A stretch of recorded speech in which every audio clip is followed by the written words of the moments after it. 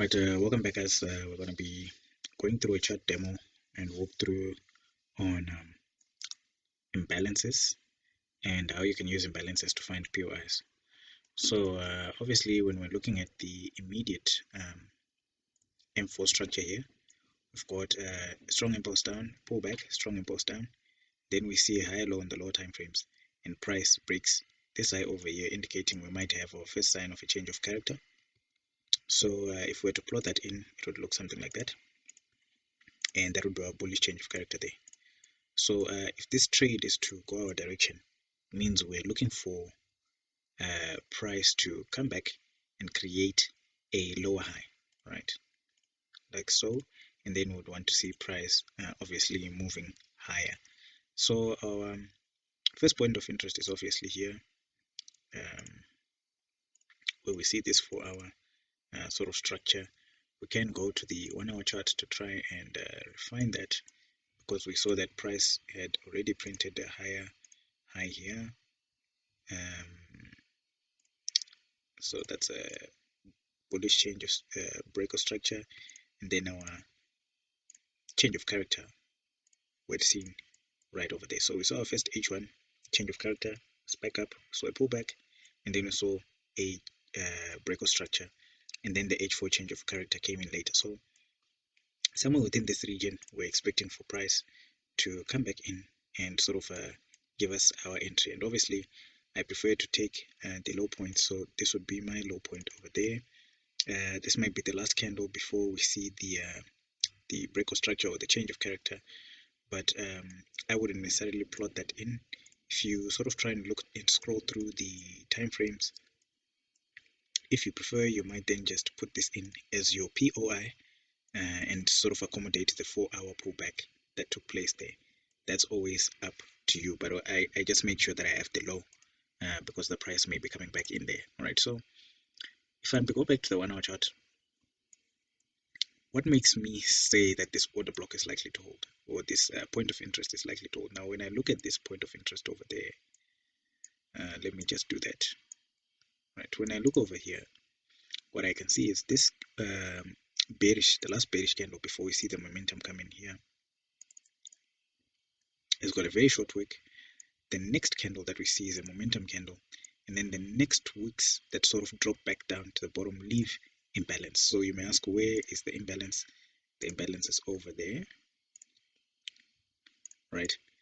Meaning we can expect that if prices to pull back, no matter how many time frames we may scroll into, and in the M15 we may find this sort of order block over there, or point of interest over there, or demand area, we're obviously not inclined to make use of this point of interest for the 4-hour change of character. Why? Because it's sitting above an area where there is imbalance. All right, so let's just label our imbalance there like that.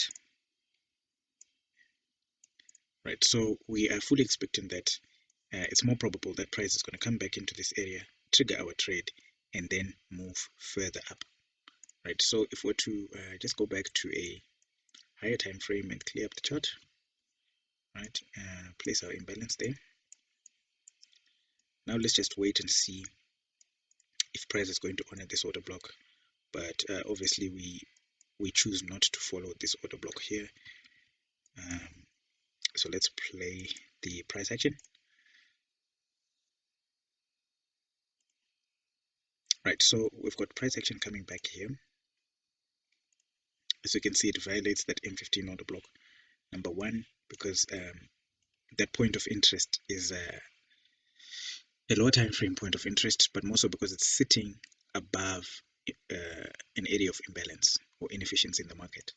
So if we were to let the market play, we're just going to let it play, and as we can see over here now, let's just clear out this. As we can see now, price has fulfilled the imbalance, stepped into this area of demand, and then from there we start to see that price is beginning to reject. Let's see what happens next. Okay, and there we go.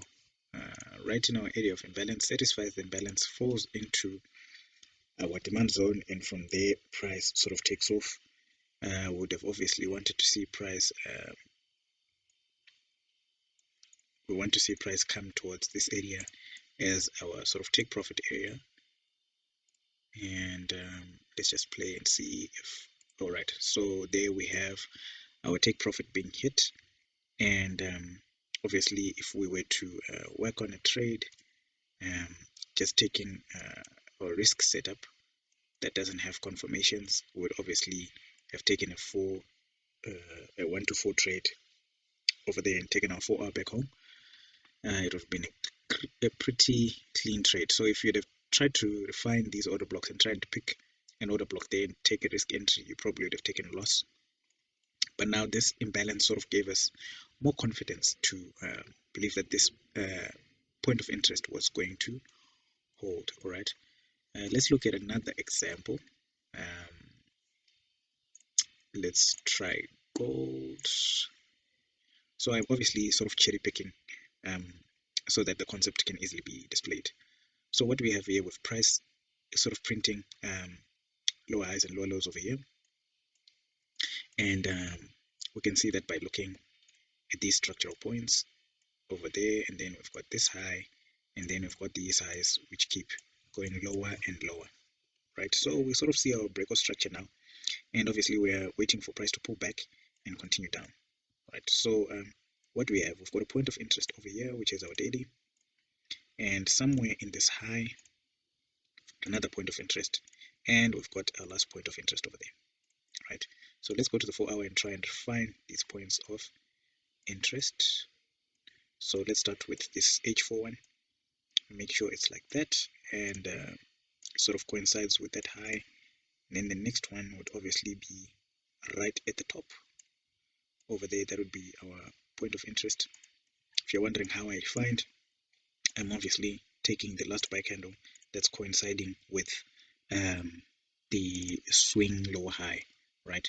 So this is where I'm finding this order block over there, and it's obviously something that we could also see being reflected in the POI that was appearing on the 4 hour chart. Then lastly over here we've got this last sort of buy candle. Now over here I'm going to pick this last bearish candle because it didn't have the momentum. The momentum came with this candle over here, so I'm just incorporating that since it's right next to our high. Now you don't have to do that, of course. If you're one who likes or prefers to use the last buy candle, you're more than welcome to do so, right? So if we are to sort of zoom out and go back on the setup, you now realize we've got 3 points of interest, right? We've got the initial point of interest over here, and then a second point of interest where price may reject, and then the last point of interest. Now the question then becomes, which one do we pick? And obviously, because there's an exercise on imbalance, we can identify that there's a large gap that exists between the wick over there and the wick on the next candle, which was over here. Now we saw that price action did try to push back up to sort of fill that imbalance over here, but obviously the highest point that we only reached was over here. So I'm inclined to believe that there's a ton of imbalance that's resting above this point, point of interest. So because of that, I'd rather not trade from this point of interest at all. Neither would I want to trade from this point of interest. Now, yes, as you can see, we do have some imbalance over there, but that doesn't speak to the point of interest. It speaks to the fact that price is going to probably pull back up. But for me now, the higher probability POI is the one that's up above here because of the amounts of imbalance that are appearing on the chart.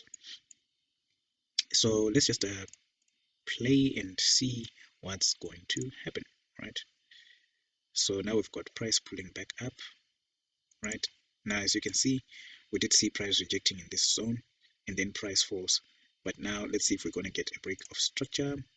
Not so much. We get a wick above, and price sort of wicks above the second region over there, and the price triggers, and then it falls for the continuation move.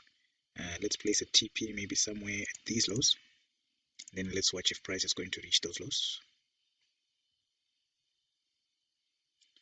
Taking a while.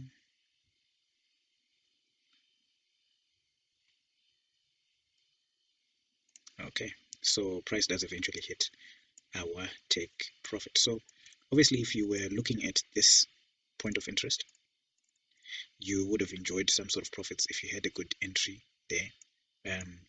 If your entry criteria had been met and you managed to take in this peak over there, then you would have enjoyed some profits, maybe up to this low. But this low then wasn't broken because we didn't see price closing below that low. And then we see price moving again here, inducing people to sell, still then getting manipulated. Price comes down, we see it coming back up because of this change of character over here, but still it fails to hold because there's a ton of imbalance that's resting over here. Then price comes into our area and sells off for good from there, right? So this is sort of how we then use imbalance to identify good points of interest to take trades from. Those would be the two examples that I can use for now. And I would just take the opportunity to remind you guys that imbalance is not the only concept there is to trade, and there's liquidity. We are just trying to use this as methods of added confluence. Imbalance can also be found in a number of places on the chart, particularly with instruments like gold, where you can see obviously here we've got a lot of imbalance over there, we've got imbalance over here, and all through some of these candles. Now we've got some balanced price action over here, and all of this imbalance sort of gets covered much later on. So you can't then be hung up on this point of interest to say this is a point of interest that needs to get mitigated, because what you then get is price just giving you a bit of a push up and then falling down to proceed with the direction of this trend that was prevailing over there. So obviously my encouragement is price action comes first. Just make sure you've been able to derive a good point of interest, you've been able to derive a good understanding of market structure when you're developing your trade idea, so that by the time you start looking at things like your imbalance, they sort of fit in like a jigsaw into an already existing trade idea, right? Otherwise, let's meet in the next video where we'll be discussing the third type of confluence.